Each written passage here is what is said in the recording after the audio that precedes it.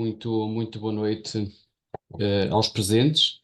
É com enorme gosto que estamos aqui na dinamização deste segundo webinar determinado ao tema Nos Limites da Terapia Compressiva, que iremos hoje fazer dinamizado e promovido pela IUMA, European Wound Management Association, em colaboração estreita com a CILOE e com associações que depois serão indicadas durante os trabalhos deste webinar, em articulação próxima com outras associações para discutirmos, debatermos a terapia compressiva e o que está para além da terapia compressiva. Sem mais demoras, eu iria fazer uma pequena apresentação da IUMA. O meu nome é Paulo Ramos, eu estou aqui enquanto membro do Conselho da IUMA, membro e atual presidente do Comitê Educativo e também um dos membros do grupo da terapia compressiva da IUMA.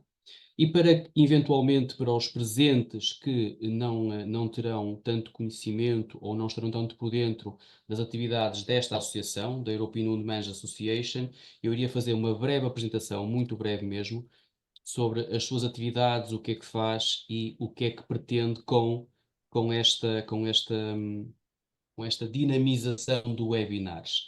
Já estarão a ver a minha tela e, portanto, eu iria rapidamente apresentar a nossa associação. A IUMA, no fundo, é uma organização europeia sem fins lucrativos, mas tem como objetivo máximo agregar várias associações, ou agrega várias associações de outros países europeus, e também tem como organizações parceiras a nível mundial, dos quais a CILOE e a SOBENF são dois exemplos que estão aqui hoje connosco também. O nosso principal objetivo é apoiar a implementação de cuidados à pessoa com ferida, interdisciplinares, custo-efetivos e de elevada qualidade. A história da IUMA já remonta a 1991, portanto já é uma organização com algum passado, e que veio ao longo deste tempo caminhando, crescendo, agregando cada vez mais, nomeadamente outras associações a nível europeu e também agregando e crescendo a nível de parcerias internacionais, não só no território europeu, mas também internacionais. Aqui vêm alguns pontos importantes, como o lançamento do primeiro documento de posição, a primeira edição do jornal, em 2001, o desenvolvimento do processo educativo, do qual eu atualmente presido nesta instituição, que tenho essa honra, e realmente o modelo de organizações cooperativas também que foi criado em 2021.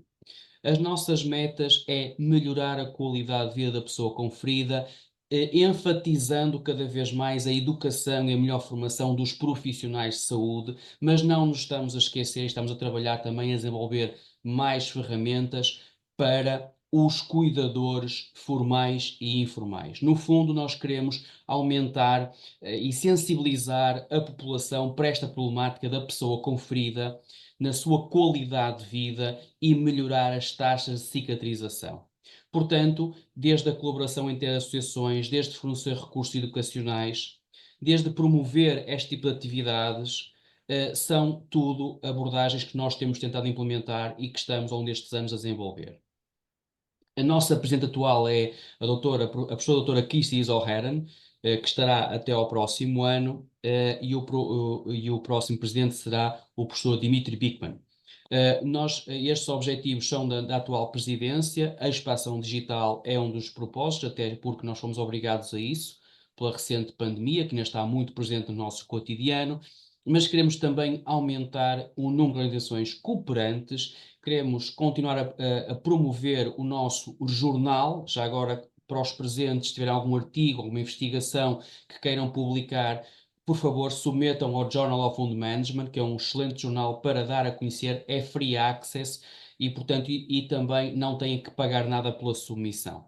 E nesta colaboração, agregando todos os stakeholders, destes profissionais, das associações, da indústria, tão importante também neste processo, nas instituições da saúde, nos organismos regulamentadores, nós queremos agregar para melhor cuidar. Este é o nosso jornal. Portanto, se tiverem interesse, tem aqui um QR Code, podem submeter para o nosso jornal os vossos artigos que achem que podem e que pretendem partilhar com a comunidade científica. É um jornal com revisão de pares, como sabem, e é amplamente distribuído. Aqui estão alguns exemplos de organizações cooperantes europeias, são 53 de 35 países, do qual está a PT Feridas, do qual está a ELCO, Sociedade de Feridas, e está o Grupo Associativo de Investigação em Feridas, o GAIF, que são as três associações de Portugal, que estão também hoje aqui connosco neste webinar. Associado a isso, temos organizações partnership, ou seja, organizações parceiras internacionais, dos quais hoje destacaremos a Siloé, que está aqui comigo, a parceira de moderação Rócio Gonçalves, e temos a Sobenf, que está aqui connosco, a enfermeira Mara Blanc. E, por último, queria também partilhar convosco o nosso site sobre a terapia compressiva. Basta digitalizarem este QR Code e podem ir para o site, tirar uma fotografia deste slide para irem para o site. Tem lá bastantes recursos, tem lá, está tudo em inglês, é certo, mas atualmente com a inteligência artificial rapidamente conseguimos uma tradução para outras línguas e é importante também conhecerem aquilo que nós estamos a fazer. Recursos educacionais, vamos fazer uma campanha também e temos alguns vídeos educativos. Este foi o nosso webinar do ano passado, teve muito sucesso e esperemos que este já está a ter um sucesso e muito obrigado pela vossa presença e obviamente queria convidar-vos a estarem todos presentes nos próximos dias 26 a 28 de março em Barcelona, em Espanha, para a nossa grande conferência anual, neste ano associada às associações espanholas, a GNEU-PP e a CIER. E era isto que eu tinha para falar em relação à IUMA e ao nosso trabalho desenvolvido. E, portanto, em relação a este webinar, todas as questões, comentários podem colocar no Q&A as questões no chat, alguns comentários, e nós iremos tentar respondendo às vossas questões ao longo desta noite de trabalhos. Sem mais delongas, eu ia passar à minha parceira de moderação, a enfermeira Rócia Gonçalves, que está aqui em representação da Silaué, para fazer aqui umas pequenas palavras, para depois começarmos propriamente o nosso webinar.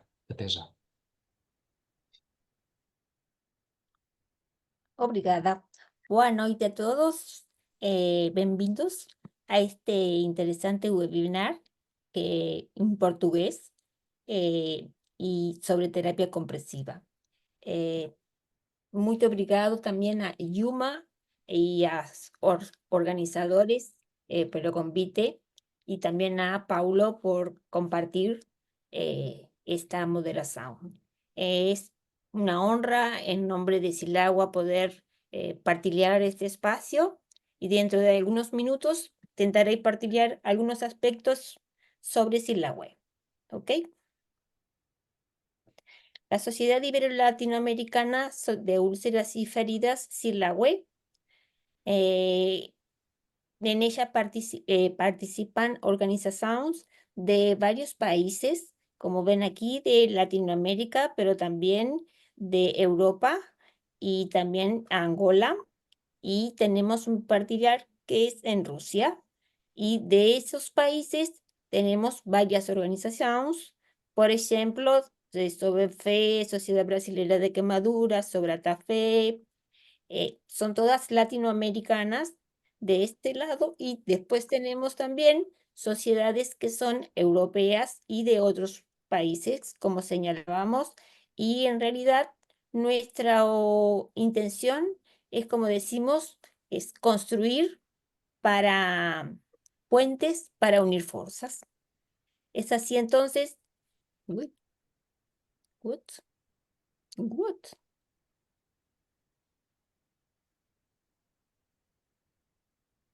Ahí voy. Este es nuestro website donde você puede encontrar novedades, por ejemplo, donde se va promocionando distintas actividades. Y aquí tenemos nuestro próximo congreso en Salvador de Bahía. Convito a todos vosotros para concurrir y también hemos ya incorporado el próximo evento en Barcelona que señalaba Paulo.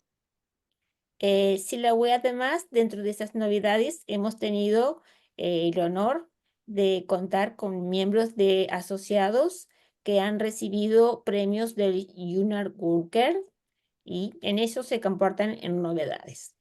Hablemos de la sociedad.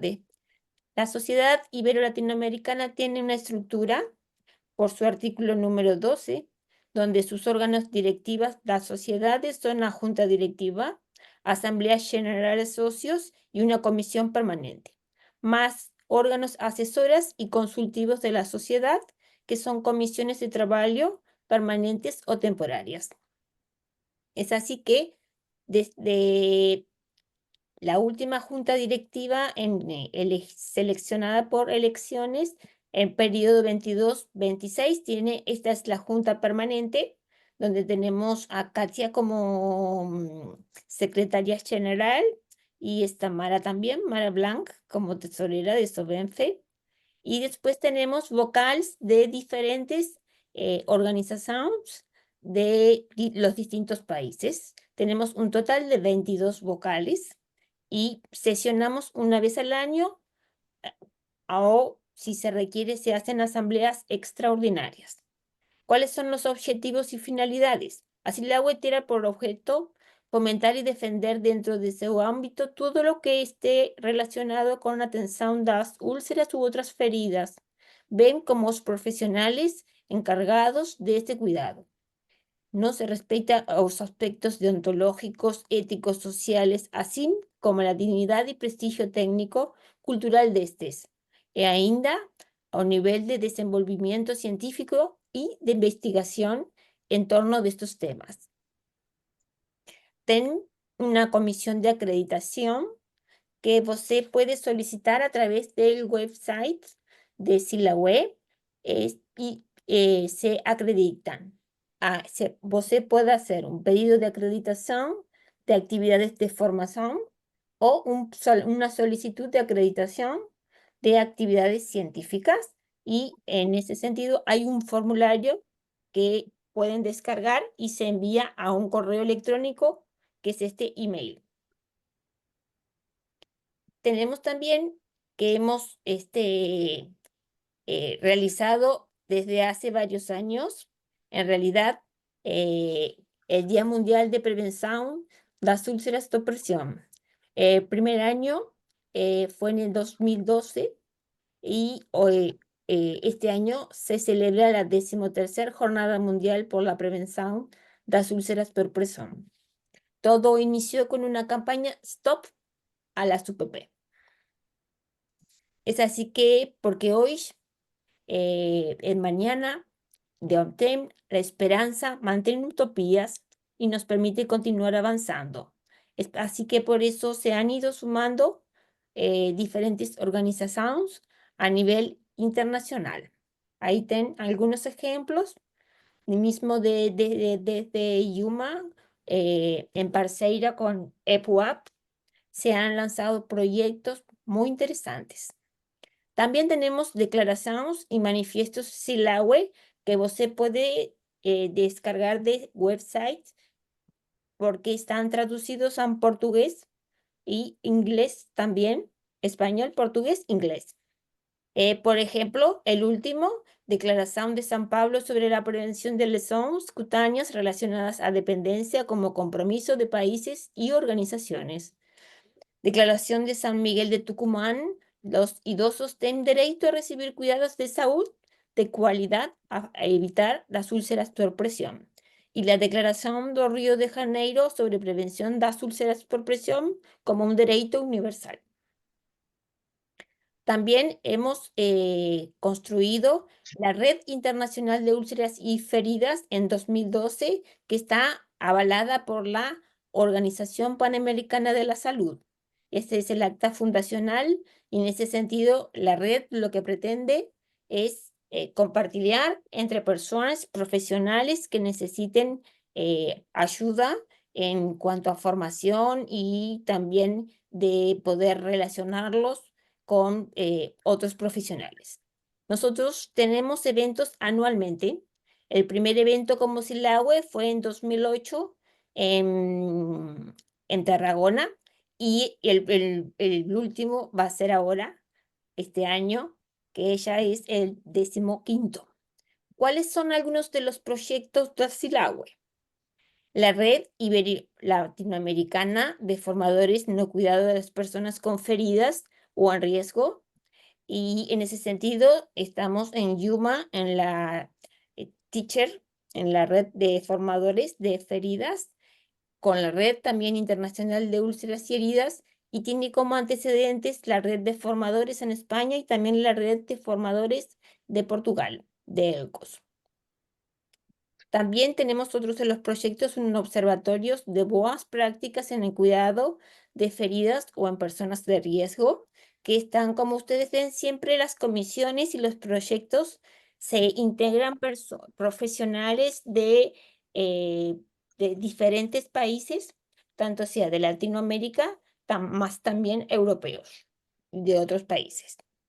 Otro de los proyectos es el Premio a la Excelencia en Buenas Prácticas a instituciones de salud, que también a partir del 2025 vamos a empezar a otorgar ese premio de excelencia que será emitido por Silaway. Así que muito obrigado, estamos esperando por você. Obrigada. Obrigada, Rócio, por esta excelente apresentação das Um vossas portunhol, atividades. um portunhol. Um portunhol perfeito, e portanto, sem mais delongas, iríamos então dar início aos tópicos que nos traz cá hoje. Temos connosco então a Cátia Furtado com a doutora Beatriz Morato, correto? Que irão apresentar em representação da ELCO, Sociedade de Feridas Portuguesa, Sociedade Portuguesa de Feridas, peço desculpa, e portanto, força, o palco é vosso. Muito obrigado. Muito obrigada, Paulo. Muito obrigada à Ilma por este convite, por estar a partilhar alguns dos nossos casos. Eu irei falar em nome da nossa consulta multidisciplinar. Comigo tenho também um dos membros da consulta multidisciplinar, a doutora Beatriz Morato, que é cirurgiã, e nós, ao longo da semana, fazemos de facto reuniões e esta abordagem é uma abordagem multidisciplinar. E pedimos ajuda também a outros técnicos quando necessitamos. Irei abordar algumas questões de introdução à terapia compressiva e depois vou apresentar 2 casos onde aplicámos a terapia compressiva não em úlceras venosas, mas em feridas cirúrgicas e numa situação de celulite. Quando a doutora Beatriz Morato quiser intervir, esteja à vontade. Não passa.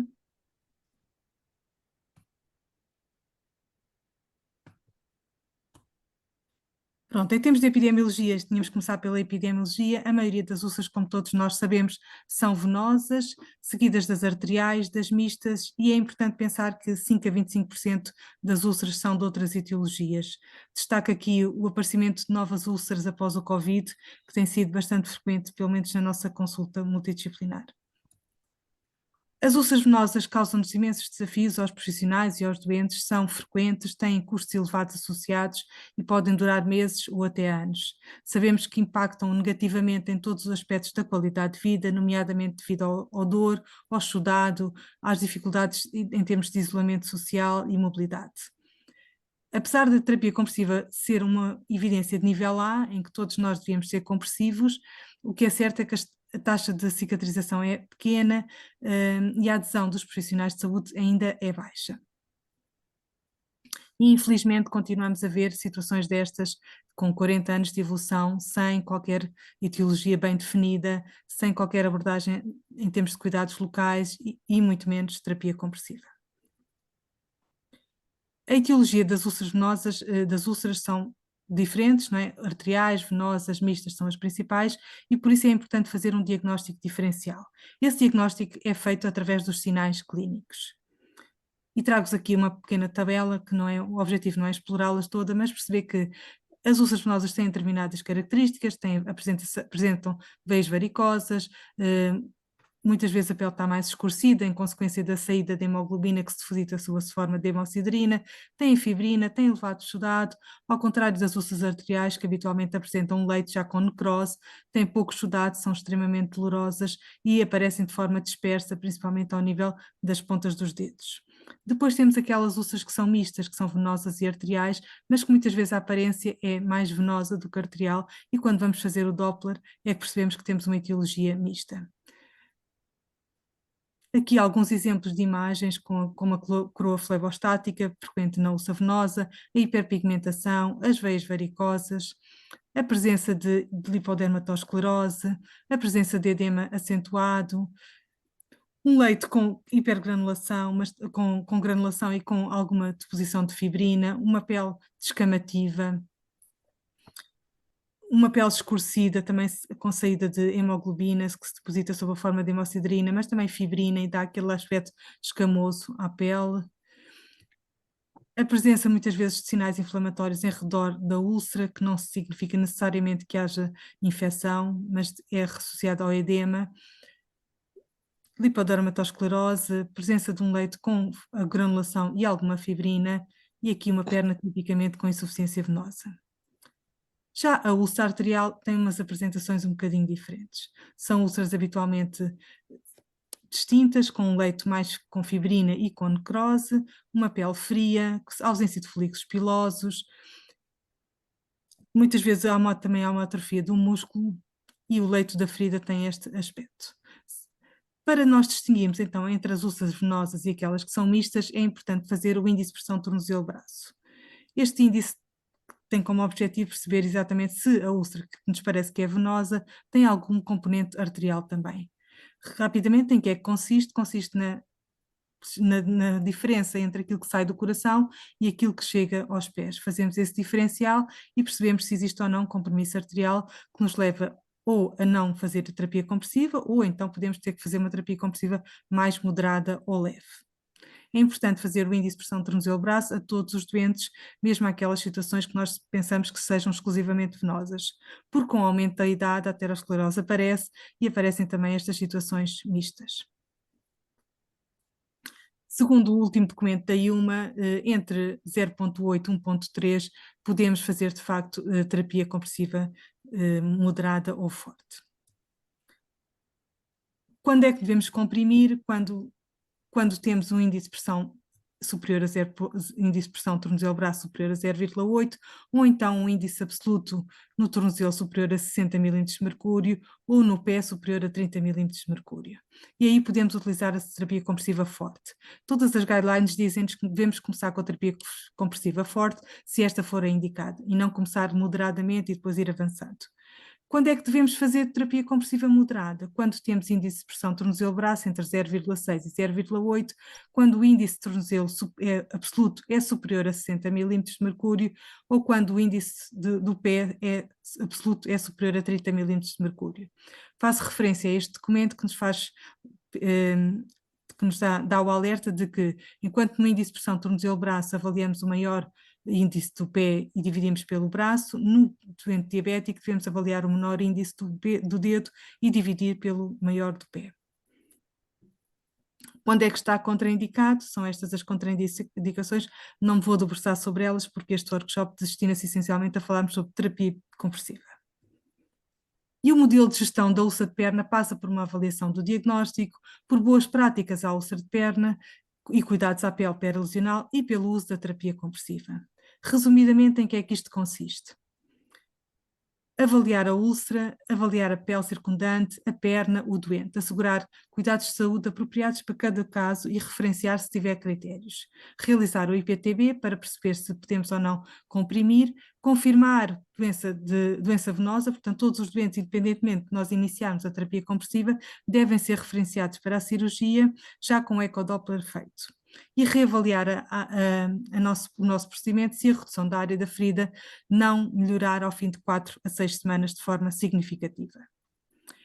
Em que consistem as boas práticas à úlcera e aos cuidados à pele? Lavar a perna, habitualmente nós na nossa consulta lavamos as pernas com água e sabão, reidratamos com emolientes e depois retiramos as hiperkeratoses e só a seguida trabalhamos o leite da ferida. O leite da ferida é um leite simples, habitualmente não é preciso grandes técnicas, desbridar apenas algumas hiperkeratoses, alguma presença de fibrina que esteja em cima do leito de granulação. Utilizamos os pensos com ação não antimicrobiana se não houver infecção e se houver infecção, utilizar um penso com ação antimicrobiana. A maioria dos nossos doentes utiliza estas técnicas, é sujeita a estas técnicas com bons resultados. Pensamos apenas em terapias alternativas quando, ao final do tempo esperado, 4 a 6 semanas, não há uma evolução significativa. E depois passamos então à terapia compressiva. Sabemos que a terapia compressiva é um standard de nível A, portanto é para todos fazerem terapia compressiva. No entanto, alguns doentes podem ter necessidade de fazer compressão modificada de acordo com a formação e o tipo de perna que possam ter. Habitualmente utilizamos as meias de compressão apenas na prevenção da recidiva e utilizamos as ligaduras no controle do edema e quando existe úlcera ativa. Para aqueles doentes que não devem utilizar, são os doentes que, quando nós fazemos o IPTB, têm um valor inferior a 0,5 milímetros de mercúrio. Mais uma vez, importante encorajar os doentes ativos. Sabemos que a literatura nos diz que quanto maior a atividade do doente, maior a taxa de cicatrização, desde que estejam com terapia compressiva, e às vezes também utilizamos o uso da compressão pneumática em doentes que estão acamados. Em relação aos sistemas de compressão, antes de percebermos os sistemas de compressão, temos que fazer uma breve história do que é o mecanismo de atuação das válvulas venosas. Se for uma pessoa saudável, durante o movimento há um retorno venoso do sistema venoso superficial para o sistema venoso profundo através dos vasos perfurantes. E quando as pessoas estão relaxadas, sentadas ou em pé, as próprias válvulas vão fazendo o trabalho de modo a que não haja um refluxo venoso. Acontece que quando as pessoas têm doença venosa, este refluxo acontece porque estas válvulas deixam de trabalhar. E então, o que é que a terapia compressiva vai fazer? Vai substituir estas válvulas e empurrar novamente o sangue do sistema venoso superficial para o sistema venoso profundo em direção ao coração. E aqui um esquema do professor Parson que se mostra bem que, de facto, quando a pessoa tem insuficiência venosa, os valores da pressão aumentam muito quando está em pé e quando está a andar, porque estas válvulas deixam de funcionar. Portanto, em pé, o fluxo venoso nos membros inferiores necessita de contrariar a gravidade e ir em direção ao coração. As válvulas, quando estão a funcionar, previnem este refluxo venoso. E a bomba gemelar está sempre dependente da atividade do músculo gemelar para, de facto, efetivar o retorno venoso. Quais são os objetivos da terapia compressiva? Tem como objetivo contrapor a força da gravidade e promover um normal funcionamento do sistema venoso em direção ascendente. A compressão atua no sistema venoso e no sistema linfático, reduzindo o edema e, consequentemente, reduzindo o exudado. Portanto, edema e exudado estão sempre a caminhar lado a lado. Utilizamos essencialmente ligaduras para situações em que existe úlcera ativa e utilizamos as meias numa situação de prevenção da recidiva ou em algumas situações especiais como por exemplo a presença de linfedema, e às vezes é mais fácil utilizar as bandas elásticas ou a terapia compressiva por meias do que a ligadura. Os sistemas de compressão dividem-se em dois grandes sistemas, inelásticos e elásticos. Os inelásticos têm elevada rigidez, baixa extensibilidade, destinam-se a pessoas que conseguem movimentar-se bem, que têm uma bomba gemelar ativa e uma bomba plantar ativa também. E os sistemas elásticos têm baixa rigidez, elevada extensibilidade e destinam-se a doentes que estão mais em repouso. E aqui temos um esquema também que está no último documento da IUMA que nos mostra bem como é que conseguimos atingir pressões muito elevadas com sistemas inelásticos, desde que a pessoa esteja a andar e na posição em posição de andamento e de marcha. E isto é o efeito da compressão. Estas estrias longitudinais fazem com que haja redução do edema, consequentemente redução do exudado, controle da atividade antimicrobiana e o efeito Guttering que todos nós conhecemos. Isto vê-se principalmente no início do uso da terapia compressiva. E assim conseguimos atingir a cicatrização. Mas a terapia compressiva vai mais para além do seu uso na úlcera venosa. E por isso o desafio que nos fizeram foi apresentar casos de terapia compressiva em situações que não são venosas. E vou passar a apresentar o nosso primeiro caso clínico. Trata-se de uma doente de 88 anos, raça caucasiana, que vive sozinha e fez uma fratura trimaleolar no membro inferior esquerdo, associada a uma queda a 26/7/2024. Está aqui 2014, sorry. Fez reposição da tíbia com dispositivo de fixação interna no nosso hospital, no serviço de ortopedia, e passado cerca de 3 semanas tem alta com destino a uma unidade de média duração e reabilitação para fazer treino. Quando chega à consulta de pós-operatória, em 4/9, tinha uma deiscência da sutura. É encaminhada então para a cirurgia plástica, referenciada pelo ortopedista para a cirurgia plástica.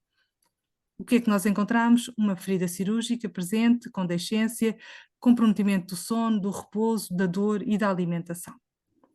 Esta era, entretanto, antes, enquanto é referenciada para a cirurgia plástica, é observada na nossa consulta multidisciplinar a 10/9 de 2024.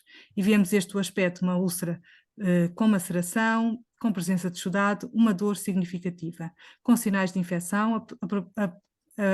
Optámos por colocar um penso com ação antimicrobiana e uma ligadura de um sistema misto de compressão, com uma compressão reduzida, dado que ela tinha um índice de pressão tornozelo-braço de 0,82. E fizemos um penso semanal a esta doente, no sentido de reduzir este edema à volta da ferida e também o próprio edema no membro inferior. E esta é a evolução ao final de 5 semanas. Vemos que, à medida que vamos conseguindo limpar a ferida, vemos a presença de exposição do material do dispositivo que tinha sido colocado associado à fratura da tíbia, e aos poucos vemos que conseguimos cobrir com tecido de granulação. Ao final de 5 semanas de terapia compressiva, este é o aspecto da ferida. E ao final de 10 semanas temos praticamente a nossa ferida cicatrizada, e este é um caso de utilização da terapia compressiva numa situação de ferida cirúrgica com deiscência e com presença de edema acentuado. O nosso caso seguinte foi desafio para uma situação de celulite. Trata-se de um doente do sexo masculino, 89 anos de idade. Como veem, os nossos doentes são todos muito idosos, temos uma taxa muito de envelhecimento importante e, portanto, a maioria dos doentes com feridas complexas são pessoas idosas. Este senhor teve um quadro de erisipela com progressão para celulite até à coxa esquerda. Como antecedentes, é importante perceber que teve uma fasciite necrotizante em 2014 e 2 episódios de erisipela, nomeadamente em 2019 e 2020. Fez uma cirurgia ortopédica à coluna há 9 anos atrás. E recorre ao serviço de urgência por dor acentuada, fica internado no serviço de cirurgia para realização de antibiótico-terapia sistémica. Inicia um ciclo de vancomicina e ao final do 4º dia de vancomicina, por não haver uma grande melhoria do seu quadro clínico, é associado a meropenema. Portanto, faz no total 14 dias de vancomicina e 10 dias de meropenema. Este é o aspecto da sua ferida, que apresenta tecido vitalizado, muitos sinais inflamatórios e pouco exudado na ferida. O que é que nós optámos por fazer? Ao final de 15 dias teve alta, com melhoria franca do quadro clínico, e a indicação foi para usar uma meia de compressão, de classe 2. A ferida foi se tornando cada vez menos exudativa e aos poucos a própria necrose começa a ser destacada de forma quase espontânea. Vemos aqui esta pele descamativa, também é típico da erisipela, não significa maus cuidados de higiene ou que não se tenha lavado. É natural que isto aconteça. E vemos aqui a evolução ao final de 4 semanas, já sem ferida, com controle do edema e com a utilização da meia elástica que o doente cumpre em casa. Passava agora a palavra à doutora Beatriz, que poderá dar alguma indicação extra, para além destas que eu dei. De facto, eu acho que o segredo, além da terapia compressiva, é de facto esta multidisciplinaridade na abordagem dos doentes e também o envolvimento dos doentes na sua própria saúde, na sua noção de saúde e fazer com que exista uma adesão à terapêutica. Isto porque é muito frequente nós iniciarmos uma abordagem à ferida e ao doente com alguma resistência à utilização da ligadura e posteriormente da meia. Mas com o envolvimento e com a explicação que fazemos ao doente dos benefícios e da própria fisiopatologia da sua úlcera, de uma forma simples, temos conseguido uma adesão significativa e eu diria que neste momento 90% dos nossos casos seguidos na consulta multidisciplinar têm tido sucesso tanto na adesão como na cicatrização. E, portanto, dar os parabéns à enfermeira Cátia pelo seu excelente trabalho, por tudo o que vem desenvolvendo ao longo dos últimos anos e pelo seu reconhecimento público nesta fase e por esta excelente apresentação e obrigado também pela oportunidade para estar presente aqui. Obrigada.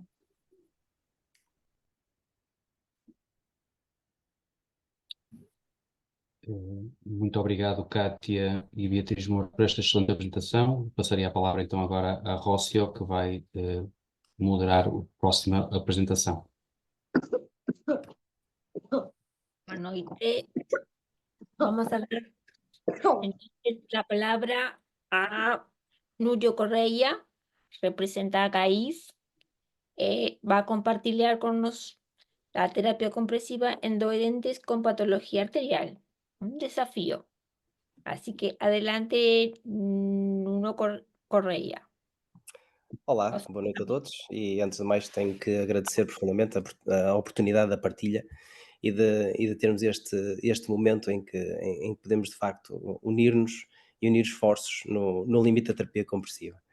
E tenho que agradecer à EOMA por também incentivar este tipo de eventos, porque em todos nos traz uma enorme mais-valia.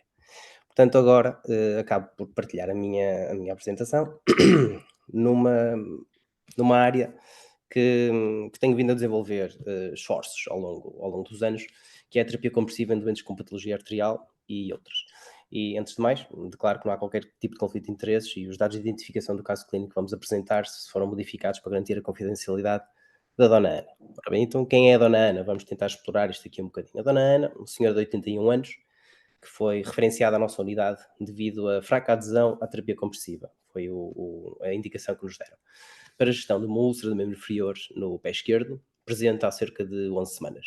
E a Dona Ana, então, possui um histórico de úlceras venosas recidivantes, já nos últimos 10 anos, todas previamente tratadas com sucesso com recurso a ligaduras de zinco e de curta tração. E apesar do histórico favorável, a Dona Ana, neste momento, nesta nova recidiva, recusou as ligaduras de compressão, mencionando desconforto e dor constante que se agravava durante a noite. E as comorbilidades que ela tinha eram somente uma hipertensão arterial que estava perfeitamente controlada e uma osteoartrite nos joelhos, que lhe limitavam bastante a mobilidade. Portanto, a Dona Ana é um desafio. É um desafio porque tem aqui algumas condicionantes que vamos explorar um bocadinho melhor. Então, quem é? Quem é a pessoa? É viúva, vive sozinha em casa própria, no resto do chão de um prédio antigo, aqui na nossa localidade, em Valongo, e tem apoio semanal dos familiares para atividades domésticas. E relata alguma tristeza, associada à limitação funcional, à dependência familiar, mas sem critérios claros para depressão major ou evidência de comprometimento cognitivo ou de demência. Tem suportes familiares para os deslocamentos regulares à unidade, apesar de existirem aqui alguns recursos financeiros que são limitados e que vão condicionar aqui algumas coisas no futuro. É voluntária na Igreja Matriz e é responsável pela decoração da Igreja em todos os eventos e pela presença de uma úlcera de extremidade inferior, enfrenta desafios emocionais relacionados à sua limitação funcional e à sensação de dependência. Então, já aqui temos a necessidade de, após a fazer uma avaliação da pessoa com ferida e colocando a pessoa no centro, aliás, como capitão do navio que está aqui a navegar neste processo, foi necessário reconhecer e respeitar a individualidade dela, portanto, ajustando o plano de cuidados, de forma a respeitar o seu calendário dos eventos religiosos, incentivar a participação em atividades que promovam o seu bem-estar, utilizando a conexão com a comunidade, como um recurso emocional e motivacional, reconhecer o seu valor e as conquistas nas suas atividades, reforçando a sua autoestima. Foi também necessário fazer uma gestão psicossocial e emocional, criando um ambiente acolhedor durante as consultas, promovendo espaço para a expressão emocional, se necessário encaminhar a avaliação psicológica ou grupos de apoio, promover estratégias para fortalecer a sua autonomia, incluindo a Dona Ana no centro da tomada de decisão, sempre. Um apoio logístico e financeiro, notamos que isso seria uma necessidade e será também necessário advogar assistente social no caso se necessário, ou então avaliar a necessidade de adaptações do ambiente domiciliar e fomentar a continuidade do papel comunitário, pois isso era de facto muito relevante para ela. Portanto, explorar possibilidades de adaptar o tratamento para que ela possa dar continuidade na sua participação ativa, planear os cuidados, minimizar desconfortos durante os invernos em que esteja envolvida, oferecendo orientações para a gestão do edema e da dor, e sugerir que os voluntários da igreja sirvam também como uma rede de apoio, fortalecendo os vínculos sociais. Mas não só a pessoa, mas também a ferida. Portanto, avaliando a ferida da Dona Ana, nós vimos que era uma ferida da úlcera de extremidade inferior, localizada no dorso do pé esquerdo, com dimensões modestas, 3 cm por 1 por 0,6 de profundidade, mas que tinha características típicas e não típicas.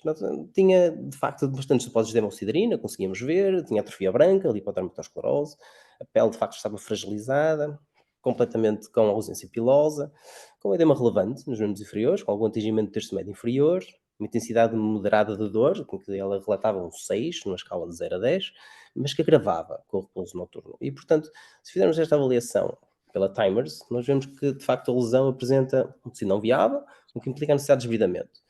Em termos de infecção, foram identificados alguns sinais de Nordis Stones e, portanto, em algumas ocasiões ao longo deste ciclo da ferida, nós conseguimos identificar isso com um aumento achudado, com uma deterioração do tecido viável e uma granulação até muitas vezes friável, típica. Uma umidade que era necessário gerir, depois de uma lesão teria uma quantidade moderada de achudado, necessitava de uma gestão adequada para evitar a maceração dos tecidos circundantes, e com uma estagnação da migração queratinócita que indicava a necessidade de otimização das margens. Portanto, perante aquilo que é a nossa árvore de decisão, perdão, pusemos pés a caminho. Portanto, ela chegou-nos já com um histórico de compressão no passado, com este longo historial, e, portanto, neste momento, esta pessoa que era ativa, a úlcera falhava em cicatrizar. E, portanto, como falhava em cicatrizar, isto leva-nos a reflexão. Uma reflexão e uma reavaliação. Okay? Portanto, e neste momento, ela é uma úlcera venosa suspeita. E, portanto, teremos que avançar para uma nova análise da situação. Então, a nova análise, como a Cátia disse e muitíssimo bem, passa muito também pelo índice tornozelo-braço. E esta avaliação do índice tornozelo-braço, bilateralmente, acabou por nos revelar no membro inferior direito o índice tornozelo-braço de 0,98 com som e ondas perfeitamente trifásicas, mas no índice tornozelo-braço do membro inferior esquerdo, que era um membro da lesão, tínhamos um som e uma onda bifásica com 0,81 de índice tornozelo-braço. E, portanto, isto indica-nos que, de facto, algo não está bem. Vamos então aqui ajudar-nos numa árvore de decisão para nos ajudar a delinear o caminho. Ora bem, eu só tenho um índice tornozelo-braço de 0,81, então é este o caminho a ir. Temos alguns sinais e sintomas de doença arterial obstrutiva periférica. Sim, aquela dor que era constante e que agravava com repouso de noite. Então, a ideia será aplicar terapia compressiva modificada, referencial para um laboratório vascular para avaliação. Terá algum grau de doença arterial obstrutiva periférica, será uma úlcera da extremidade inferior mista, mas será cicatrizável? Vamos ver. Perante este quadro de decisão, e seguindo simplesmente esta quase que checklist, mais uma avaliação por Doppler por cirurgia vascular, conseguimos determinar que a úlcera tem um prognóstico cicatrizável. E, portanto, sendo cicatrizável, o passo seguinte será a aplicação de terapia compressiva modificada, com baixas pressões em repouso. E, portanto, a partir daqui, então, através da nossa nova avaliação, dos novos diagnósticos não invasivo, passamos, então, para uma úlcera de etiologia mista, onde seguimos para uma redução da compressão e seguimos o nosso tratamento. A questão é que compressão? O que é que eu vou usar? Há tantas. O que é que eu escolho? E, perante tudo isto, temos uma nova árvore de decisão, que podemos avançar simplesmente e seguindo as estradas. E aqui temos uma úlcera mista, com um índice de tornozelo-braço bem definido, com tipos de ondas bem definidos, sabemos que a compressão é modificada e, portanto, o que estará aqui implicado será uma ligadura de curta tração reutilizável, multicomponentes, meia ou então compressão pneumática instrumental. E foi, de facto, esta a abordagem. Ao longo dos próximos 11 semanas de tratamento, que foi o tempo que demorou até esta úlcera cicatrizar, fizemos higiene do leito da ferida por irrigação, tratamento de polihexanida bigonida com surfactante, seguido de desbridamento cirúrgico sempre que necessário e conforme a necessidade e aplicação de depósito com interface de silicone.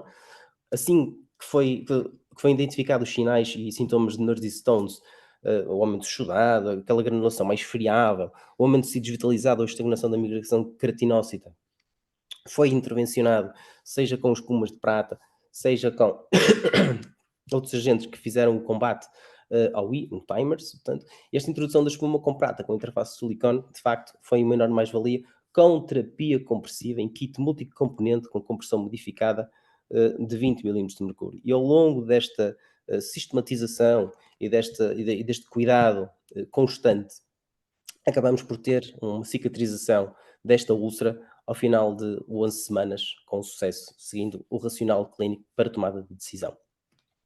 Resta-me agradecer a todos a oportunidade de apresentar este caso e continuar e os desejos de continuar um bom trabalho até ao final do dia. Obrigado. Muito obrigado, Nuno, por esta excelente apresentação e de tal maneira, digamos que encadeada em todas as árvores de decisão que demonstraste, etc., realmente, e principalmente deixa-me enfatizar o famoso cuidado centrado na pessoa, no doente ou no cliente, como queiram denominar. Portanto, muitos parabéns e obrigado ao GAIF Obrigado. e a ti próprio estás aqui connosco. Sendo assim, Obrigado. o próximo pessoa a intervir, o próximo colega será realmente a Cátia Lia, que vem em representação da APT Feridas, que vai nos falar então da terapia compressiva em doentes com feridas atípicas. Cátia, por favor. Olá, boa noite. Acho que me estão a ouvir e neste momento já me conseguem ver também, ok?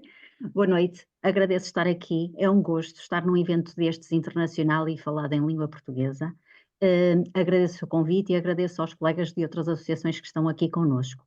Eu sou enfermeira em Portugal, nos cuidados de saúde primários, faço parte do grupo de trabalho das úlceras de perna da Associação Portuguesa de Tratamento de Feridas e estou aqui, me colocaram um desafio que seria a terapia compressiva em doentes com feridas atípicas, trazermos também um caso clínico.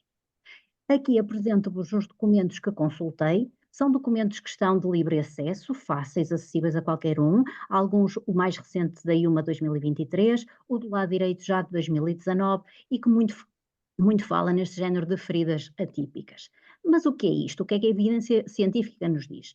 Realmente diz-nos, como nós falamos até ao momento, que a grande maioria de úlceras que surgem no membro inferior são de origem vascular, as arteriais mistas ou então as combinadas. Mas existem umas outras tantas que não encaixam nesta definição apenas de vascular, aquelas que nós chamamos de feridas atípicas. Claro que mesmo estas podem ter uma patologia, uma insuficiência arterial e ou venosa subjacente e, portanto, devem ser também, neste aspecto, valorizados, ok? Mas é um desafio para o profissional de saúde, porque falamos em feridas atípicas, feridas raras, mas se repararem, neste documento, só aqui, neste documento, estão 9 tipos de feridas atípicas diferentes e de características bastante diferentes. E o que é que deve levar o profissional de saúde a suspeitar de uma ferida atípica? Basicamente uma úlcera de perna, que tenha uma localização pouco atípica, fora do habitual, com bordos irregulares, elevados ou hiperpigmentados, com uma hipergranulação facilmente friáveis e que tenham uma ausência de resposta adequada à terapia que é a mais adequada, deve-se suspeitar aqui de uma úlcera de causa atípica. Claro que se houver essa suspeita, o exame que deve ser colocado logo de primórdio será a biópsia de tecido. Isto será para termos um exame histológico e até mesmo microbiológico que nos vai ajudar e orientar no diagnóstico e depois dirigir o nosso tratamento. Independentemente da causa de ferida, como falamos há pouco, vascular, ou até mesmo estas mais atípicas, a terapia compressiva adjuvante ao tratamento etiológico, depois de definirmos qual é a etiologia, pode reduzir a inflamação e promover a cicatrização. Portanto, mesmo nestas feridas, apesar de ainda existirem poucos estudos e serem necessários mais, a terapia compressiva terá um efeito importante. Outras recomendações mais antigas, e que também foi um documento que eu vos apresentei num dos slides iniciais, um grupo de peritos reuniu-se e fez um consenso em 2020 sobre os riscos e contraindicações à compressão. E nesta recomendação que vos apresento aqui, situações até que a colega Cátia também já falou, de situações de erisipela e celulite, mas aqui apresento-vos também das situações atípicas, que é o caso, por exemplo, da vasculite. Mesmo nestas situações, é sugerido a compressão para reduzir a inflamação, a dor e o desconforto no utente e facilitar a cicatrização. E então o caso clínico que vos trago para vos apresentar um bocadinho do que foi feito também em ferida atípica com compressão. E aqui apresentar-vos a ferida na pessoa. E quem era esta pessoa? Era um homem de 52 anos, desempregado, obeso, com insuficiência económica, que tinha diabetes tipo 2, já insulinotratado e ainda assim com a sua diabetes descontrolada. Reparem, ele tinha uma hemoglobina A1C a 13,8, que já com complicações desta diabetes, com retinopatia e nefropatia, era um utente que apresentava hipertensão arterial, insuficiência cardíaca, insuficiência venosa, dislipidemia, como vos disse, obeso. Este utente salvaguardar que consentiu a apresentação do seu caso neste género de formações, assim como agradeço também à equipa que o tratou, a enfermeira Isabel e o enfermeiro Paulo, que nos disponibilizaram aqui estas imagens também para vos trazer até de vocês este caso. E aqui a ferida. Se olharmos atentamente, este período de acompanhamento decorreu de novembro de 2022 a agosto de 2023. E reparem, esta ferida tem características que apontam logo para ser uma coisa fora da caixa, uma coisa que não encaixa, uma coisa atípica. É muito estranho esta evolução. Se concordarem comigo, vamos ver depois no final o que aconteceu. Mas começando no início, 10 de novembro de 2022. Este utente recorre à unidade de saúde com uma ferida traumática no membro inferior esquerdo, mas refere que está a trabalhar temporariamente em Espanha. Portanto, não se conseguiu fazer o acompanhamento continuado do utente. Ele regressa a 5 de dezembro de 2022 e, nessa altura, reinicia o tratamento na unidade de saúde. Este tratamento foi o mais otimizado possível, mas ao longo de 4 semanas verifica-se que há uma má progressão, há uma má evolução da lesão. Sabem aquela situação que parece aquela patérgia? A gente faz o bem e a lesão reage com o mal, prejudica. Pronto. E isto levou os profissionais também, os profissionais que acompanham o utente, a estranharem. Claro que neste período de tempo, o que é que se tentou fazer? O controle das comorbilidades, como vos falei, era um utente que tinha diabetes descompensada, era um utente obeso e, portanto, houve necessidade de fazer vários encaminhamentos. Inclusive, o que vos falei há pouco, tendo uma ferida que apontava para uma ferida fora da caixa, fora do normal, uma ferida atípica, um encaminhamento para a dermatologia, no sentido de fazermos o correto diagnóstico e o mais rápido diagnóstico possível, o encaminhamento para a cirurgia vascular, para a endocrinologia por causa da diabetes, para a nutrição por causa da obesidade, e referir-vos também que durante este período conseguimos que o utente fizesse um Doppler arteriovenoso que veio com resultado normal para ambos os membros inferiores. Na continuidade do seguimento deste utente, reparem a evolução da ferida. A ferida piorava de tratamento para tratamento. Em março, ele é então chamado à primeira consulta de dermatologia, que agenda a biópsia, mas esta biópsia é realizada 2 meses depois. Só em maio de 2023 é que a biópsia é realizada.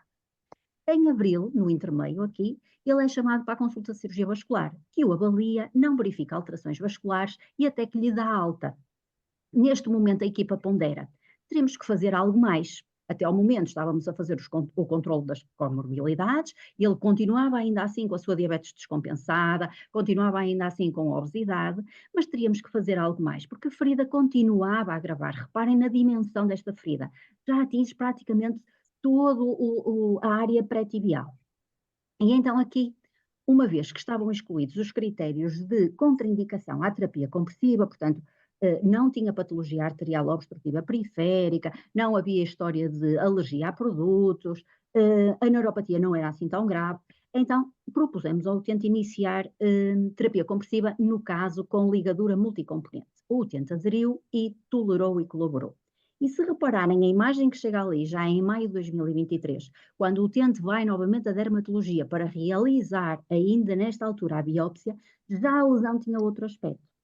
E se repararem ainda assim, um aspecto ainda mais atípico, que está a epitelizar pelo centro, ok? Quando normalmente as feridas menos atípicas epitelizam pelos bordos. Então, fez a colheita a 5 de maio, 2 meses depois, tem o resultado desta biópsia. E o resultado o que é que revela? Revela uma necrobiose lipoídica complicada nesta situação por uma infecção fúngica. O que é isto de uma necrobiose lipoídica? Tivemos que ir estudar.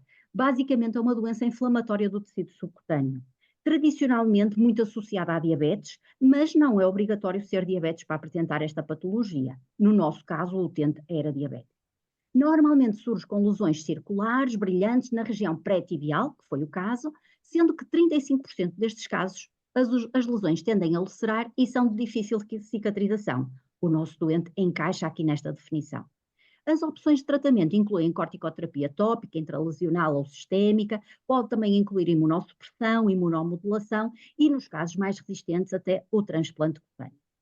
Mesmo que ainda não haja evidências significativas sobre os benefícios da terapia compressiva em úlceras com esta necrobiose lipoídica, neste documento, a experiência clínica recomenda-a fortemente, também em termos de prevenção. Portanto, a nível de teoria, nós fomos estudar e vimos que o nosso utente encaixava aqui nesta situação.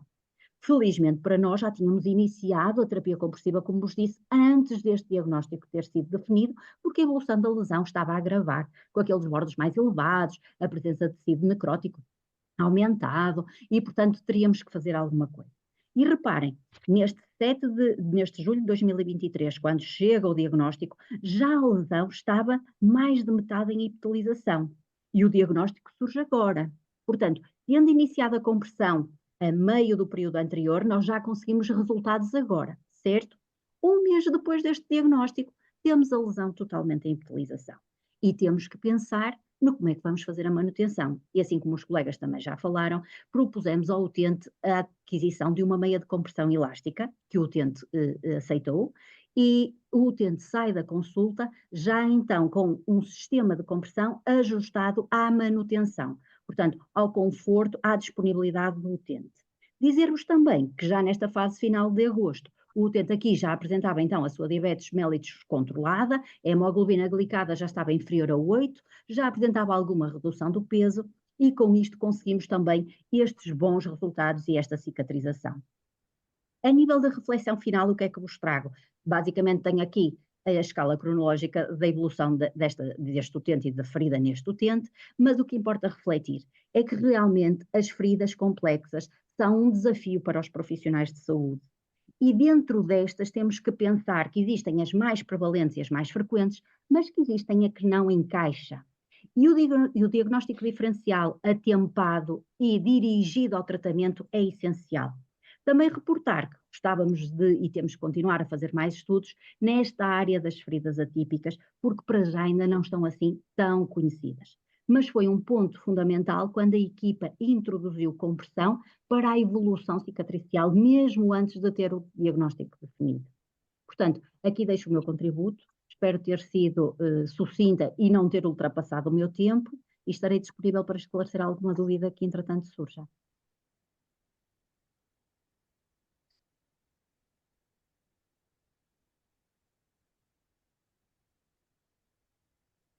Muito obrigado, Kátia, por mais esta excelente apresentação.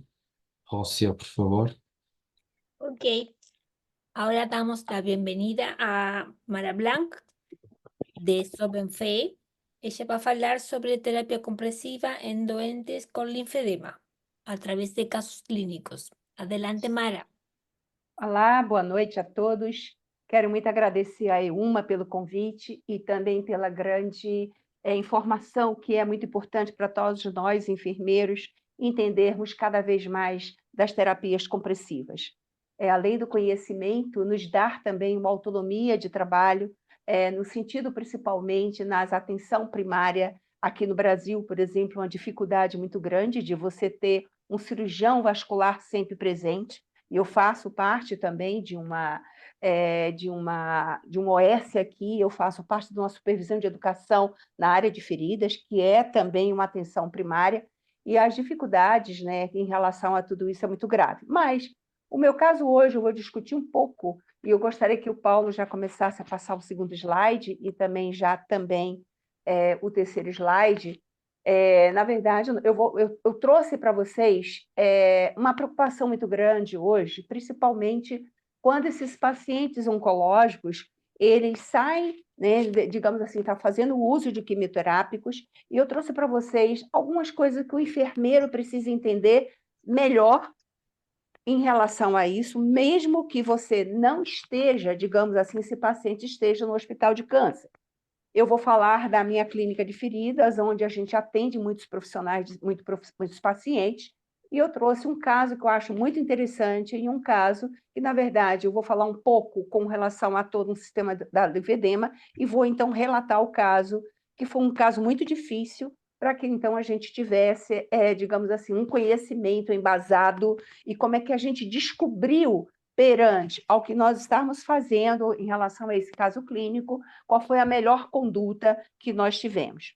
Então, eu começo falando para vocês, pode passar, por favor, Paulo, que no Brasil a gente tem aí uma questão muito grave, né? Uma população grande de 211 mil habitantes, que se estima, então, no IBGE até 2023.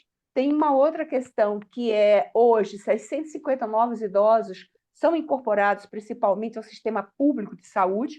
Então, isso também, para nós, é interessante, porque a população está envelhecendo, e muitas vezes a gente não estamos preparados, né, para que, então, pudéssemos cuidar desse paciente, né, de uma maneira realmente com eficácia. E a gente vê também que esse conhecimento em relação às feridas, ele vem aqui no Brasil uma prática como qualquer outro lugar no mundo, mas é lógico que o Brasil é muito grande e tem ainda lugares, estados ou cidades que não tem uma população muito bem assistida. Até porque se estima, em 2050, a população idosa do Brasil, ela vai saltar, digamos assim, ela vai evoluir para 31 milhões de pessoas para 60 milhões de pessoas. Próximo, por favor. O que a gente observa em relação, então, a essa população? Bem, não só as doenças crônicas, como já estão sendo faladas, mas uma questão que a gente está vendo muito hoje aqui no Brasil é a questão desses pacientes com linfedema. Então, a gente vê muito paciente no sistema público, principalmente, falando das úlceras venosas, mas aqui no Brasil a gente tem uma questão que nós tivemos um boom muito grande há mais ou menos uns 30 anos atrás, devido à filariose, aonde esses pacientes realmente teriam um problema muito grave, tanto que aqui a gente tem uma associação em Recife que se tratava pacientes com linfedema por causa da filariose. Se conseguiu se melhorar isso no Brasil, mas o linfedema, né, porque ele pode ser primário e secundário, então ele tem diversos tipos e etiologias, tem vindo com muita força, principalmente em pacientes com úlceras venosas. E a gente também tem observado, e aí foi um critério em relação à nossa discussão, mas com relação à questão desse linfedema que eu vou contar, então, para vocês. Então, a gente tem o linfedema, ele é um trauma, né, que vem pelo intestino, com alto conteúdo, nesse caso, proteico, que não pode ser drenado, né, pelas vasos linfáticos, tem uma decorrência de insuficiência e drenagem linfática por uma anomalia congênita ou adquirida no sistema linfático, e que se manifesta quando a capacidade de drenagem linfática é superada pela filtração capilar. Mas, muitas vezes, esse edema de baixo conteúdo proteico se associa a um processo inflamatório e que acomete, então, esse sistema linfático. Passe, por favor, Paulo. Então, a gente tem, quando falamos em relação a esse linfedema, nós vamos falar, existe uma alta demanda, né, digamos, desse linfedema. Então, eu coloquei do lado a educação em ação, porque é o que mais precisamos em relação à questão essa educação. A atenção do profissional aumenta, o impacto socioeconômico, porque é muito gasto tratar de uma úlcera venosa, ou qualquer outra feridas que estejam nos membros inferiores, mas também uma outra questão que vamos ver e observar em relação a essa alta demanda é a qualidade de vida prejudicada. Então, Nara, o que é importante? disculpa, apunta a câmera para ti que não se te vê. Desculpa. A câmera não está? É porque eu virei o meu coisa, mas tudo bem. Melhorou agora? No, se ve el teclado de la compu.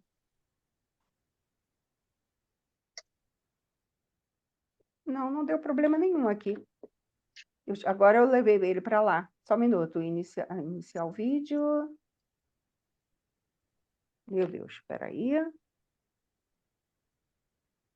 E agora? Melhorou?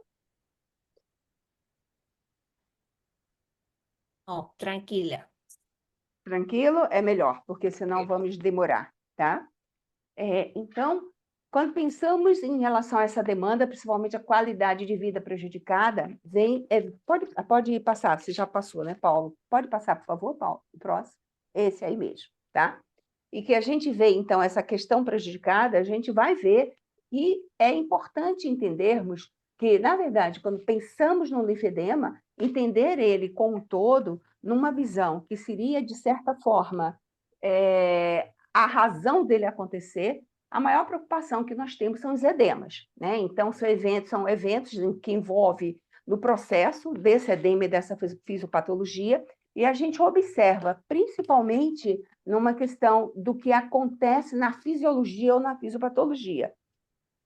O paciente que eu vou comentar com vocês, que é um paciente que teve um câncer, né, na verdade, a causa desse linfedema para ele foi justamente por causa dos quimioterápicos, que é uma questão também que a gente tem visto muito e tem nos preocupado bastante, porque o que nós queremos para esse paciente é dar qualidade de vida, e o que a gente percebe que alguns medicamentos, além dos edemas serem causados, pode passar, por favor, serem causados, né, devido não só à picada de inseto, a cisto, o problema desse paciente foi justamente o medicamento quimioterápico que ele fez uso no momento do seu tratamento. Então, eu quero falar só um pouco para que vocês entendam os medicamentos que esse paciente fez uso, para que a gente possa conversar um pouco, né? para que vocês entendam como é importante entendermos qual é o tipo de medicamento de quimioterápicos, aonde ele vai atingir, e nós sabemos que a maioria desses medicamentos quimioterápicos, ele tem sim uma incidência muito grande na pele, nos anexos, né? Ele causa reações graves na pele, descamação, erupções cutâneas, bolhas, elevado déficit proteico, né? Pela perda de proteína ali naquele local. E a gente vai ver que essas erupções, às vezes, não são muito leves. Então, vai haver, naquele momento, alguns quimioterápicos, como é o caso, por exemplo, do Gizam. Esse sistema vascular, ele tem realmente uma forma de complexidade de interagir no organismo, porque ele vai atingir justamente a vasculite periférica, causando nos membros inferiores inflamação dos vasos periféricos, peles e anexos, que é muito grave na pele, tais como descamação, erupções cutâneas, bolhas, lesões de pele e muita alergia. O que pensamos em relação a esse conceito de qualidade quando pensamos em cuidar de um paciente com ferida e quanto mais quando se tem, digamos, um linfedema, onde a dificuldade de tratamento, não só pela doença, equivale ao que nós queremos nos conceitos, então, de qualidade. Então, eu trago para vocês os 7 pilares de qualidade do Dan Abdian e fala que o que nós queremos em relação àquele paciente, principalmente nos medicamentos, é uma segurança naquele medicamento que é utilizado. Queremos que ele seja efetivo, que realmente os nossos cuidados sejam centrados àquele paciente. Aquele paciente tem de ter uma oportunidade de acesso, ele tem de ter uma eficiência e, é claro, ele tem de ter uma equidade, que é o que tem de prestar ao serviço de saúde. Próximo. Uma outra observação, o que o paciente espera, né, em relação aos nossos cuidados? É que realmente, nos nossos cuidados, ficar saudável, obtendo ajuda de evitar doenças e permanecer bem, melhorar essa saúde, obtendo ajuda de se recuperar uma doença ou um ferimento, conviver com a doença e a deficiência, obtendo ajuda para gerenciar uma condição crônica ou para lidar com a deficiência que afeta essa funcionalidade, que é o caso desse paciente. E uma outra coisa é lidar com o fim da vida, obtendo ajuda para lidar com uma doença terminal.